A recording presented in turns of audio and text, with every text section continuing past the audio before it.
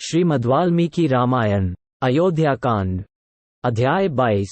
श्रीराम का लक्ष्मण को समझाते हुए अपने वनवास में दैव को ही कारण बताना और अभिषेक की सामग्री को हटा लेने का आदेश देना।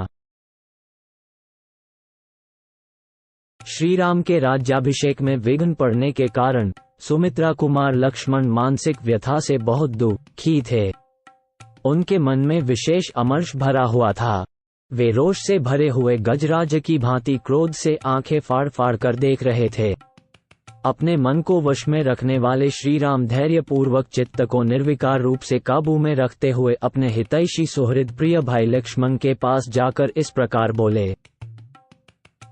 लक्ष्मण, केवल धैर्य का आश्रय लेकर अपने मन के क्रोध और शोक को दूर करो, चित्त से अपमान की भावना निकाल दो और हृदय में भली भांति हर्ष भरकर मेरे अभिषेक के लिए ये जो उत्तम सामग्री एकत्र की गई है, इसे शीघ्र हटा दो और ऐसा कार्य करो जिससे मेरे वनगमन में बाधा उपस्थित न हो। सुमित्रानंदन, अब तक अभिषेक के लिए सामग्री जुटाने में जो तुम्हारा उत्साह था, वह इसे रोकने और मेरे वन जाने की तैयारी करने में होना चाहिए। मेरे अभिषेक के कारण जिसके चित्त में संताप हो रहा है, उस हमारी माता कैकेयी को जिससे किसी तरह की शंका न रह जाए, वही काम करो। लक्ष्मण, उसके मन में संदेह के कारण दुख उत्पन्न हो, इस बात को मैं 2 घड़ी के लिए भी नहीं सह सकता और न इसकी उपेक्षा ही कर सकता हूँ। मैंने यहाँ कभी जानबूझकर या अनजान में माताओं का अथवा पिताजी का कोई छोटा सा भी अपराध किया हो, ऐसा याद नहीं आता। पिताजी सदा सत्यवादी और सत्य पराक्रमी रहे हैं। वे परलोक के भय से सदा डरते रहते हैं, इसलिए मुझे वही काम करना चाहिए जिससे मेरे पिताजी का पालौकिक भय दूर हो जाए। यदि इस अभिषेक संबंधी कार्य को रोक नहीं दिया गया तो पिताजी को भी मन ही मन ये सोचकर संताप होगा कि मेरी बात सच्ची नहीं हुई और उनका वह मनस्ताप मुझे सदा संतप्त करता रहेगा। लक्ष्मण, इन्हीं सब कारणों से मैं अपने अभिषेक का कार्य रोककर शीघ्र ही इस नगर से वन को चला जाना चाहता हूँ।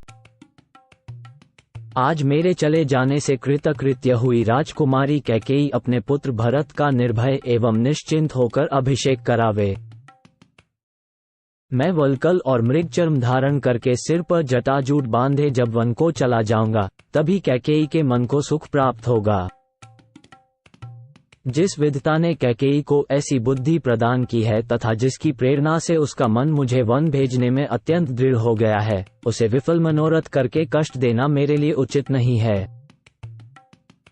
सुमित्रा कुमार, मेरे इस प्रवास में तथा पिता द्वारा दिए हुए राज्य के फिर हाथ से निकल जाने में दैव को ही कारण समझना चाहिए। मेरी समझ से कैकेयी का यह विपरीत मनोभाव दैव का ही विधान है। यदि ऐसा न होता तो वह मुझे वन में भेजकर पीड़ा देने का विचार क्यों करती। सौम्य, तुम तो जानते ही हो कि मेरे मन में पहले भी कभी माताओं के प्रति भेदभाव नहीं हुआ और कैकेयी भी पहले मुझमें या अपने पुत्र में कोई अंतर नहीं समझती थी। मेरे अभिषेक को रोकने और मुझे वन में भेजने के लिए उसने राजा को प्रेरित करने के निमित्त जिन भयंकर और कटु वचनों का प्रयोग किया है, उन्हें साधारण मनुष्यों के लिए भी मुंह से निकालना कठिन है। उसकी ऐसी चेष्टा में मैं दैव के सिवा दूसरे किसी कारण का समर्थन नहीं करता। यदि ऐसी बात न होती तो वैसे उत्तम स्वभाव और श्रेष्ठ गुणों से युक्त राजकुमारी कैकेयी एक साधारण स्त्री की भांति अपने पति के समीप मुझे पीड़ा देने वाली बात कैसे कहती, मुझे कष्ट देने के लिए राम को वन में भेजने का प्रस्ताव कैसे उपस्थित करती। जिसके विषय में कभी कुछ सोचा न गया हो, वही दैव का विधान है। प्राणियों में अथवा उनके अधिष्ठाता देवताओं में भी कोई ऐसा नहीं है जो उस दैव के विधान को मेट सके। अतः निश्चय ही उसी की प्रेरणा से मुझमें और कैकेयी में ये भारी उलटफेर हुआ है। मेरे हाथ में आया हुआ राज्य चला गया और कैकेयी की बुद्धि बदल गई। सुमित्रानंदन, कर्मों के सुख दुख आदि रूप फल प्राप्त होने पर ही जिसका ज्ञान होता है, कर्मफल से अन्यत्र कहीं भी जिसका पता नहीं चलता, उस दैव के साथ कौन पुरुष युद्ध कर सकता है। सुख दुख, भय क्रोध क्षोभ लाभ हानि उत्पत्ति और विनाश तथा इस प्रकार के और भी जितने परिणाम प्राप्त होते हैं, जिनका कोई कारण समझ में नहीं आता, वे सब दैव के ही कर्म हैं। उग्र तपस्वी ऋषि भी दैव से प्रेरित होकर अपने तीव्र नियमों को छोड़ बैठते और काम क्रोध के द्वारा विवश हो मर्यादा से भ्रष्ट हो जाते हैं। जो बात बिना सोचे विचारे अकस्मात सिर पर आ पड़ती है और प्रयत्नों द्वारा आरंभ किए हुए कार्य को रोककर एक नया ही कांड उपस्थित कर देती है, अवश्य वह दैव का ही विधान है। इस तात्विक बुद्धि के द्वारा स्वयं ही मन को स्थिर कर लेने के कारण मुझे अपने अभिषेक में विघ्न पड़ जाने पर भी दुख या संताप नहीं हो रहा है। इसी प्रकार तुम भी मेरे विचार का अनुसरण करके संताप शून्य हो राज्याभिषेक के इस आयोजन को शीघ्र बंद करा दो। लक्ष्मण, राज्याभिषेक के लिए संजोकर रखे गए इन्हीं सब कलशों द्वारा मेरा तापस व्रत के संकल्प के लिए आवश्यक स्नान होगा, अथवा राज्याभिषेक संबंधी मंगल द्रव्यमय इस कलशजल की मुझे क्या आवश्यकता है? स्वयं मेरे द्वारा अपने हाथ से निकाला हुआ जल ही मेरे व्रतादेश का साधक होगा।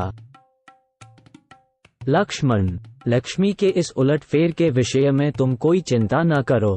मेरे लिए राज्य अथवा वनवास दोनों समान है, बल्कि विशेष विचार करने पर वनवास ही महान अभ्युदयकारी प्रतीत होता है। लक्ष्मण, मेरे राज्याभिषेक में जो विघ्न आया है, इसमें मेरी सबसे छोटी माता कारण है, ऐसी शंका नहीं करनी चाहिए, क्योंकि वह दैव के अधीन थी। इसी प्रकार पिताजी भी किसी तरह इसमें कारण नहीं है। तुम तो दैव और उसके अद्भुत प्रभाव को जानते ही हो, वही कारण है।